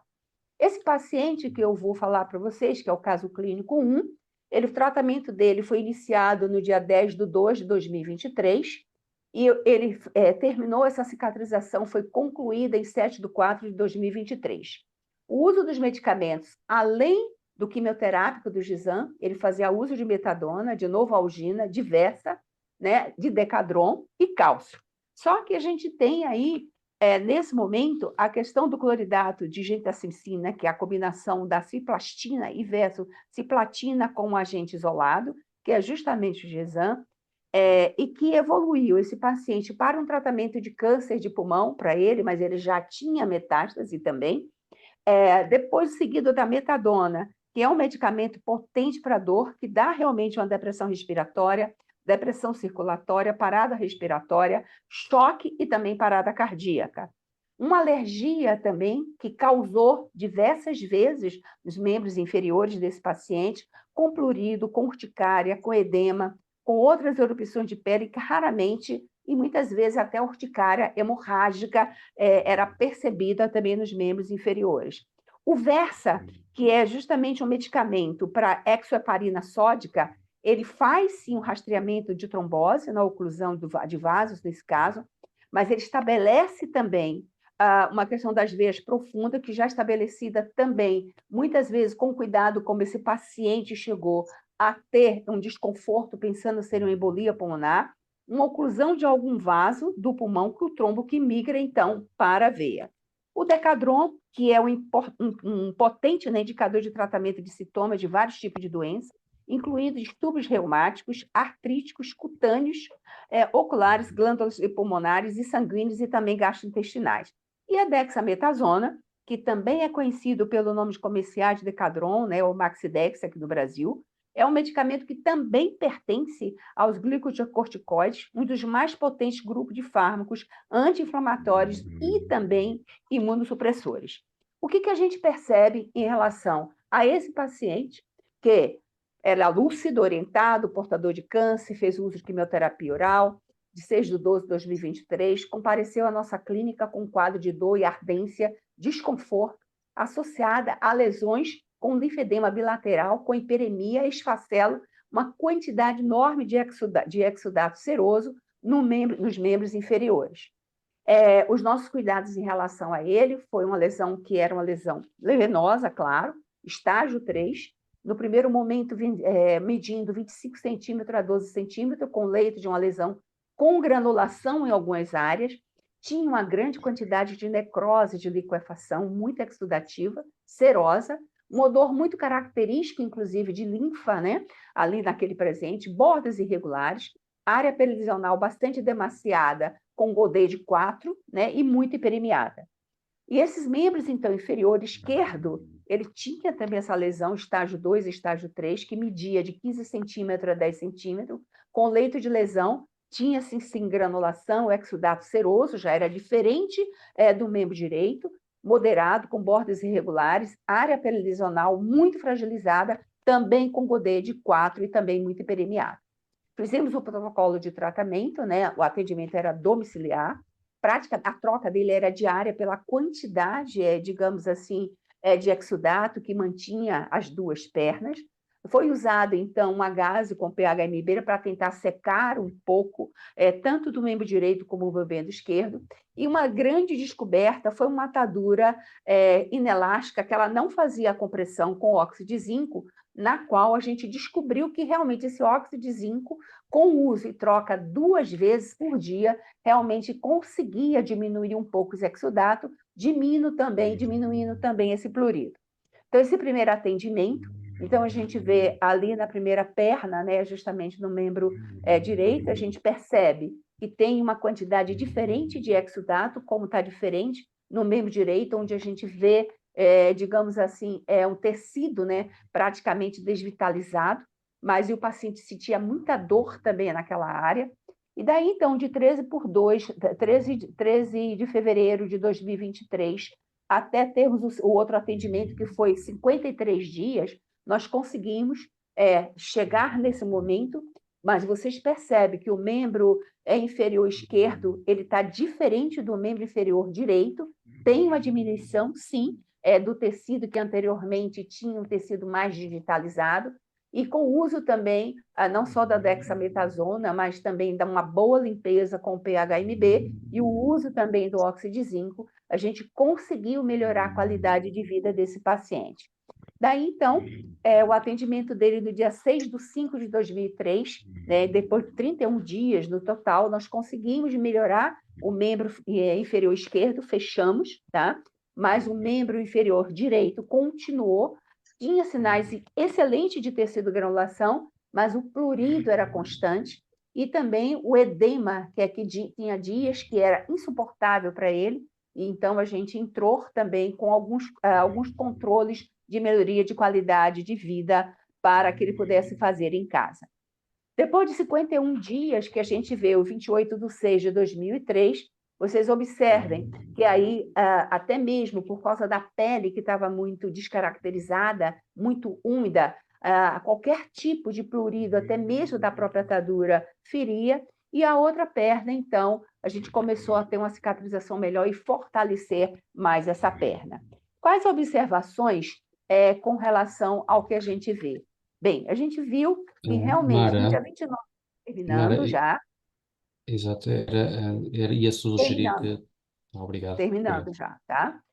No dia 29/6, durante a avaliação domiciliar, esse paciente apresentou muito comatoso, com dificuldade respiratória, sendo necessário a transferência dele para o hospitalar, e ele, então, evoluiu para a óbito. A conclusão é que nós percebemos, e é importante sempre, uma abordagem transdisciplinar para o paciente portador de linfedema, que levará a um tratamento personalizado, multiplicará o ganho na qualidade de vida. Então, o que a gente percebe é que cada quimioterápico, por ser vesicante ou não, e a gente tem outras observações em relação a isso, tem que ser tratado de modo diferente, porque cada um ele vai atingir a pele de forma diferenciada. Muito obrigada.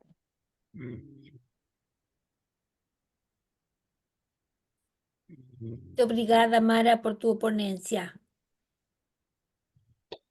Muito obrigado, Mara. Excelente caso, sem dúvida. Estamos a ficar um pouco... Eu pedia a quem eventualmente despachante tiver o microfone aberto durante a apresentação do colega que o desligue, por favor. Sem mais delongas, iria passar a palavra à nossa colega Isabel Paulo, que está aqui em representação da Associação Angolana de Enfermeiros de Feridas e Estomoterapia. Se eu me enganei, Isabel, por favor, corrija-me, e passaremos à sua apresentação. Muito obrigado. Tem que abrir o micro, Isabel, por favor. Exatamente. Tenho que voltar a partilhar. Sim, por favor, Isabel, poderá voltar a partilhar. Uhum.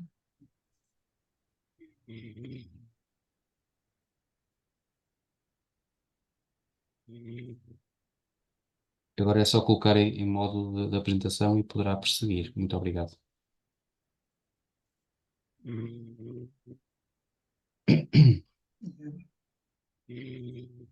Prontos. Primeiro agradecer o convite que me foi formulado para fazer parte desta conferência internacional e partilhar conhecimentos com os conferencistas internacionais. O meu caso é terapia comprensiva em doentes com úlcera por anemia falciforme. Este é o nosso sumário. A anemia falciforme é uma doença genética hereditária caracterizada por hemácias em formato de foice. Essas células deformadas podem obstruir vasos sanguíneos, causando episódios de dor, inflamação e danos nos órgãos. Complicações comuns incluem acidente vascular cerebral, síndrome torácica aguda e úlceras de perna. O manejo eficaz desta condição crônica é crucial para melhorar a qualidade de vida dos pacientes. Cuidar da pessoa com úlcera de perna constitui uma preocupação no dia a dia dos enfermeiros devido à sua recorrência na cronicidade. A sua diferenciação e classificação torna-se importante na seleção do tratamento para reduzir as implicações na qualidade de vida da pessoa, nos custos dos cuidados de saúde, assim como a aplicação das boas práticas de cuidados. Estudos estimam que 10 a 35% dos pacientes com anemia falciforme desenvolvem úlceras de perna durante a sua vida. A incidência é maior em adultos, com pico entre 10 a 50 anos de idade e mais prevalente a pacientes do gênero masculino.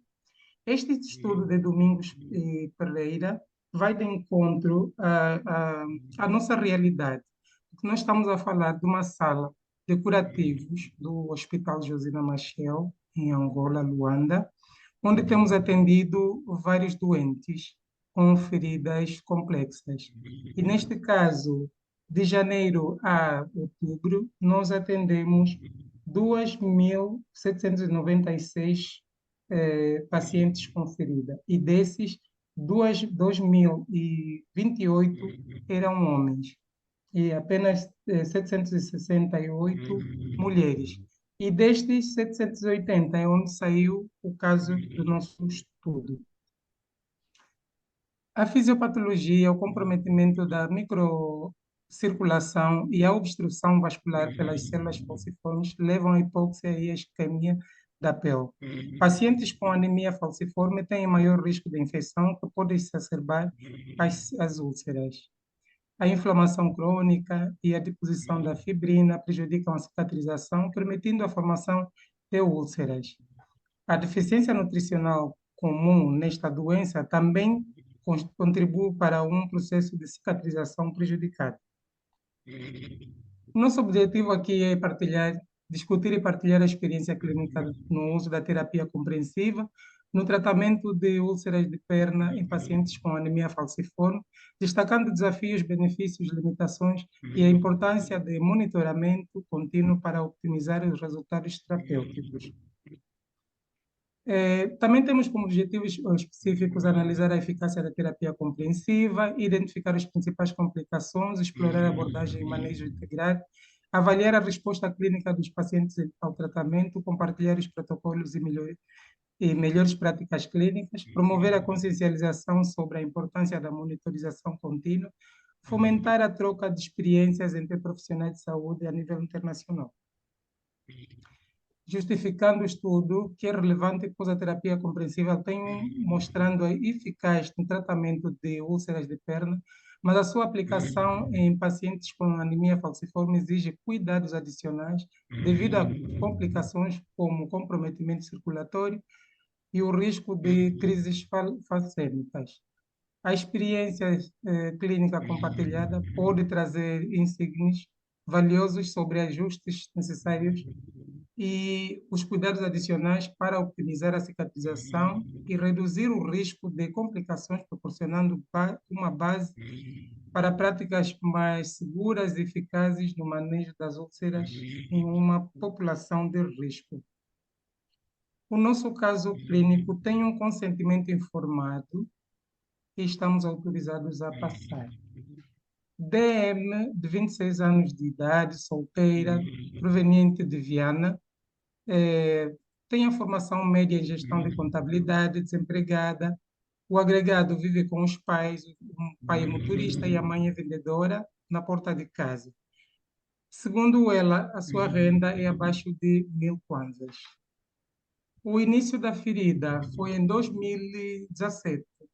O que aconteceu? Como as feridas, a maior parte da população pensam que o melhor é recorrer a tratamentos tradicionais, essas são abordadas como doenças negligenciadas. No entanto, a paciente só ocorreu ao nosso hospital em 2022. No caso, ela teve mais de 10 transfusões. Segundo ela, a alimentação é ligeiramente pobre, a locomoção é prejudicada à custa da ferida, pelo facto dela perder as muletas já em 2023 e sem condições de aquisição de outras muletas.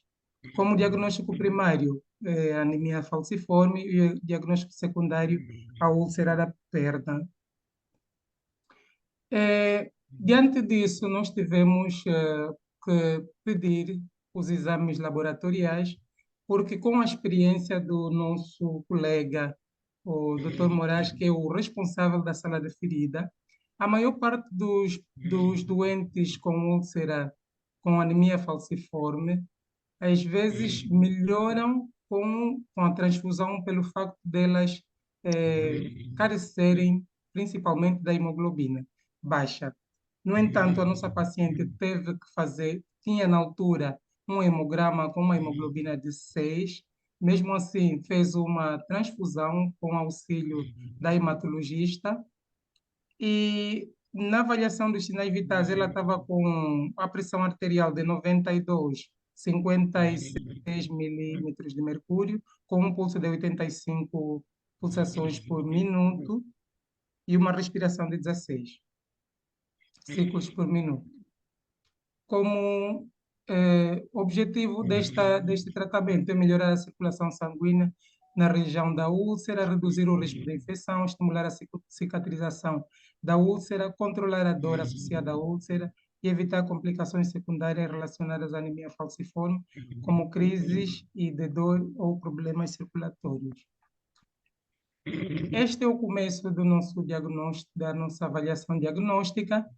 A paciente tem até agora uma úlcera na face anterior, lateral e posterior da perna esquerda, com 13 centímetros de largura, 8,5 de comprimento e 36 centímetros de circunferência, com um cheiro fétido. Na avaliação, como diz a doente, a alimentação, a avaliação, o estado nutricional, a avaliação da nutrição é pobre. E como diagnóstico, nós levantamos a integridade da pele prejudicada, dor crônica, risco de infecção, o déficit de um autocuidado relacionado à mobilidade e adesão do tratamento, assim como a perfusão tissular prejudicada. No plano de cuidados, nós avaliamos a avaliação da condição da úlcera da perna regularmente. No caso, a paciente fazia os curativos na sala de tratamento, dia sim, dia não. No caso, os nossos dias é segunda, quartas e sextas. Mas nesse caso, como ela fazia parte do nosso estudo, nós tivemos que colocá-la a fazer os curativos todos os dias. Mas a paciente apresentou dificuldade na locomoção e a falta de valores financeiros para poder deslocar-se ao hospital. Razão pela qual a equipa de feridas teve que fazer algum suporte para que a mesma pudesse aparecer todos os dias na nossa sala de curativos. No entanto, a implementação da terapia compreensiva também foi importante porque nós começamos a usar um produto novo, que é o TRIF-SED Plus, em forma de spray, que é uma solução anti-inflamatória, analgésica, mas que também não surtiu efeito para a nossa paciente, pelo facto da mesma relatar que sentia muita dor e que não tolerava com o analgésico. Razão pela qual nós tivemos que mudar para os pensos hidrocoloides, assim como também a sulfadesina de prata. Também tivemos os cuidados locais da ferida, o controle da dor, a prevenção das complicações e a orientação da própria paciente. Sentimos nós que na mudança, apesar de que cada caso é um caso, em alguns doentes este produto dá-se melhor, mas a esta paciente claramente que não foi o possível. Então, essas foram as formas de tratamento que foram usadas para o nosso caso clínico. Começamos com o desbridamento enzimático, que é a aplicação das enzimas na ferida para quebrar as fibrinas do calogênio e que unem o tecido necrosado ao leito da ferida. A laserterapia, que é um procedimento invasivo com a utilização do laser com baixa potência para reduzir a inflamação, aliviar a dor, aumentar a oxigenação e o fluxo sanguíneo na região da ferida. E isso surtiu efeito para a nossa paciente depois dela começar a fazer a laseroterapia. A antibioterapia local também, que era muito importante, a sulfadiazina de prata, que este procedimento também surtiu efeito. Pronto, essa é a nossa paciente no dia 30 de 10, porque depois de fazer parte do nosso estudo, ela começou a frequentar a sala de curativo todos os dias, e então esta foi a primeira avaliação no dia 30 de 10, que nos dias subsequentes foi apresentando uma evolução não tão progressiva, mas que reduziu o exudado, reduziu o odor, enfim, e nos apresentou no dia 1, no dia 1 de novembro, a última fotografia. A terapia compreensiva é uma abordagem mais efetiva. O tratamento tópico e sistêmico combina com o tratamento tópico da úlcera com intervenções sistêmicas para abordar fatores subjacentes à anemia falciforme. A abordagem multidisciplinar envolve cuidados com a pele, controle da dor, suplementação nutricional e terapias adjuvantes, visando promover a cicatrização e prevenir recorrências. A cicatrização e prevenção. A terapia compreensiva. Desculpa.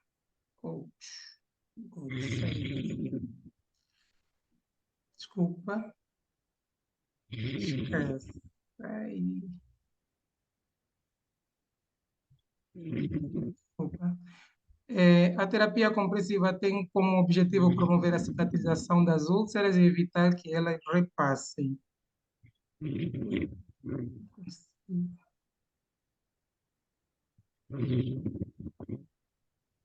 Alguma coisa aconteceu? Parou. Exatamente, Sim, já agora está. sim. Agora sim, obrigado. Obrigada. Como prognóstico e expectativa da cicatrização? O tempo de cicatrização pode ser mais longo, esperando em que os pacientes com anemia falciforme, devido à redução da perfusão do sangue, ao risco da infecção. A terapia compreensiva, quando aplicada corretamente, pode melhorar a circulação local e reduzir a edema e auxiliar na cicatrização mais recente. A presença das crises falcêmicas e a gravidade da anemia podem prolongar o tempo de recuperação e aumentar o risco de complicações. Podemos passar. Pronto. A terapia compressiva pode ser eficaz no tratamento das úlceras de perna em pacientes com anemia falciforme, mas a abordagem deve ser cautelosa e adaptada às condições clínicas do paciente. O monitoramento contínuo da circulação e dos sinais vitais, assim como a gestão de crises falcêmicas e infecções, são essenciais para garantir que a terapia compressiva não agrave o quadro clínico dos pacientes. Esse quadro clínico é um exemplo de um tratamento de úlceras em pacientes com anemia falciforme que exige abordagem multifacética e personalizada para garantir a eficácia do tratamento e evitar complicações adicionais. Essas são algumas fotografias relacionadas à nossa consulta de enfermagem, nossos curativos na sala de terapia de curativos. Agradecer aqui a doutora Judith Luacute pela oportunidade, por conhecer o Paulo, a doutora Mara Blanc, que esteve sempre ali do outro lado a dar uma força, ao doutor Ramos, Paulo Ramos, pela oportunidade também que me dá para estar aqui, ao doutor Carlos Zeca, pelo apoio que tem dado, e ao doutor Moraes, que é o meu companheiro da sala de feridas. E muito obrigada.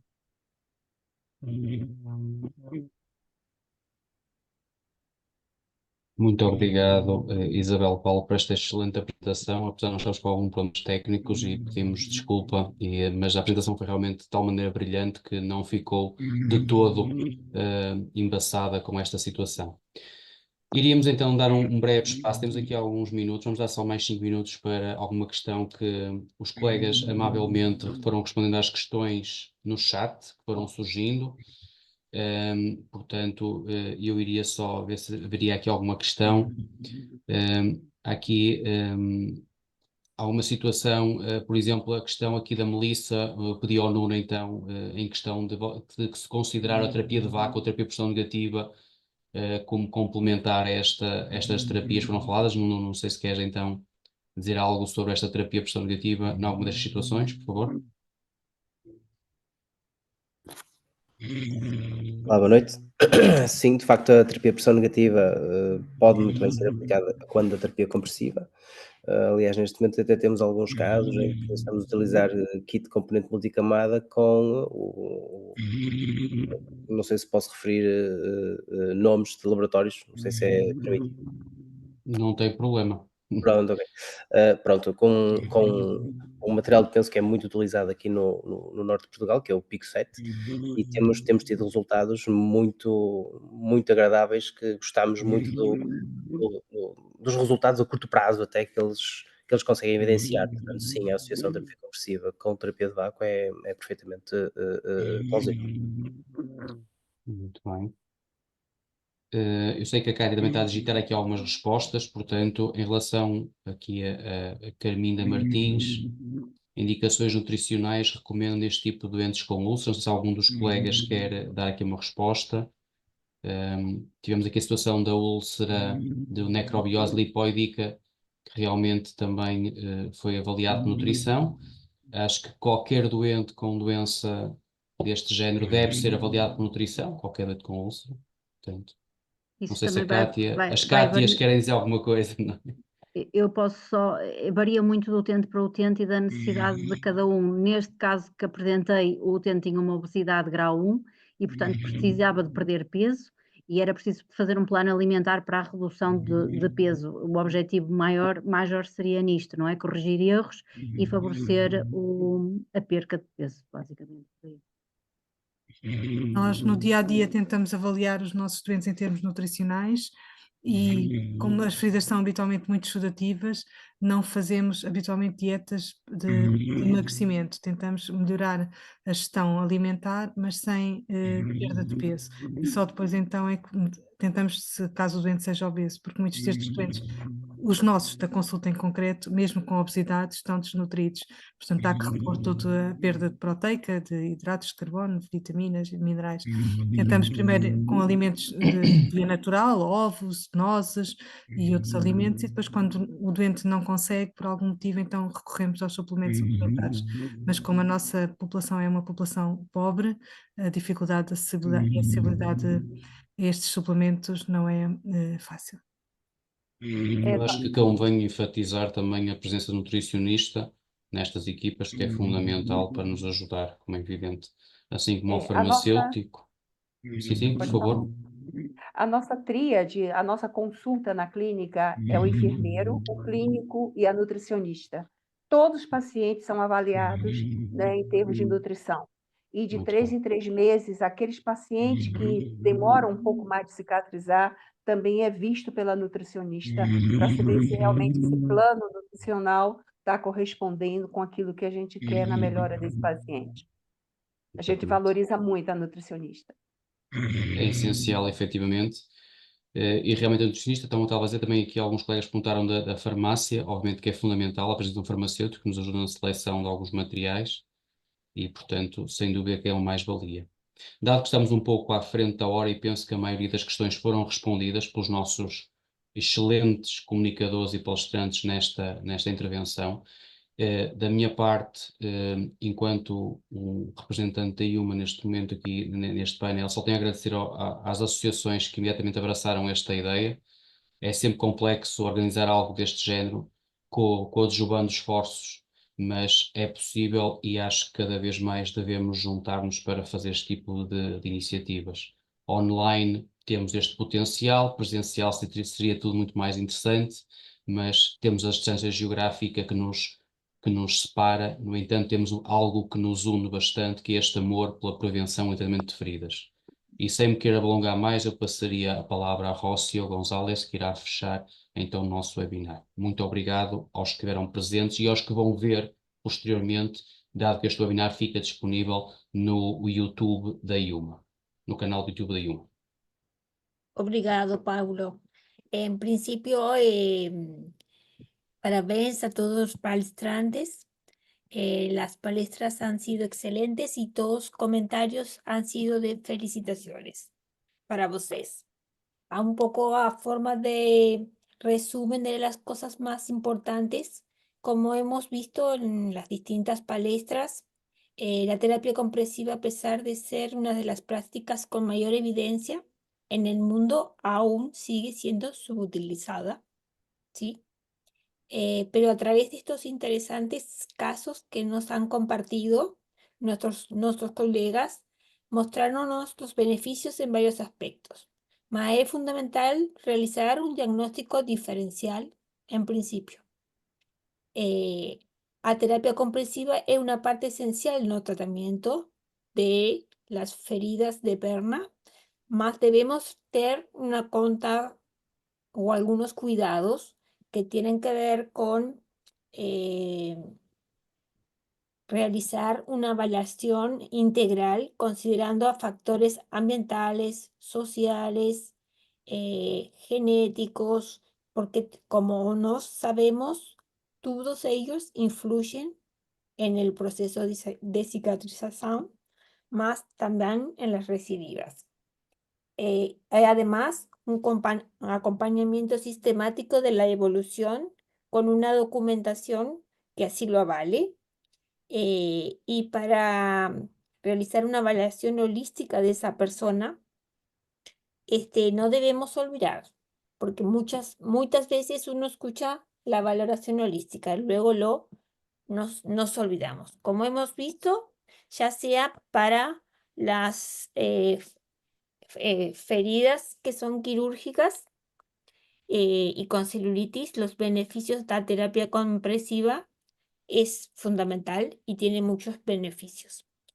Del mismo modo que con aquel doente con patología arterial, pero que requieren todos un abordaje individualizado por un equipo interdisciplinario, siempre teniendo a precauciones de esa evaluación, ¿sí? porque hay determinados puntos en que estaría como contraindicado y de acuerdo a esa evaluación integral también y esa evaluación vascular en el caso de los doentes con patologías arteriales, va a determinar qué tipo de terapia podemos utilizar. Del mismo modo que hemos observado a través de los casos clínicos y la palestra de Mara Blanc, que la terapia compresiva es un componente crucial en tratamiento del linfedema y tiene múltiples beneficios. Y puede mejorar no solo la calidad de vida, pero debe ser utilizado con cuidado y con seguridad. ¿Ok? Y también en lo que tiene que ver con úlceras de pacientes con anemia falciforme, más debe ser aplicada también con cautela, llevando en consideración un estado también vascular y la dolencia principal de este paciente. En resumen, transmitiría para ustedes. La terapia compresiva es una de las prácticas en feridas con mayor evidencia. Aún continuamos en un mundo subutilizándola. Tiene múltiples beneficios para los pacientes, para los profesionales de la salud y los sistemas de salud. Mas debemos de considerar primero tener un diagnóstico diferencial, utilizarla con precaución para así seleccionar qué tipo de terapia compresiva se puede utilizar. Hay determinadas contraindicaciones, pero que son menores, y debemos de considerar siempre el doente, como dicen, en no centro de la atención, porque si no lo que ocurre es que no tenemos adherencia y el paciente sale del centro y se quita la terapia de compresión. Para lograr esa adherencia debemos informarlo, explicar el porqué y lograr paulatinamente un empoderamiento de esa persona. Por tanto, debemos continuar trabajando, realizando este tipo de encuentros. Creo que nos fortalece a todos y de alguna manera nuestra intención es que sean multiplicadores en este sentido y fomentar en las buenas prácticas. No sé si tú quieres agregar algo más, Paulo. Não, só quero desejar boa noite a todos e muito obrigado. E só para relembrar, isto irá ficar disponível no YouTube da IUMA. Ela depois informará todos os inscritos que já está disponível, tá bom? Um forte abraço a todos e nos vemos nestas lides das feridas, tá bom? Obrigado. Obrigado. Forte abraço, obrigado para todos. Tchau, tchau. Obrigado a todos. Obrigado. Deus, com Obrigada. licença. Obrigada.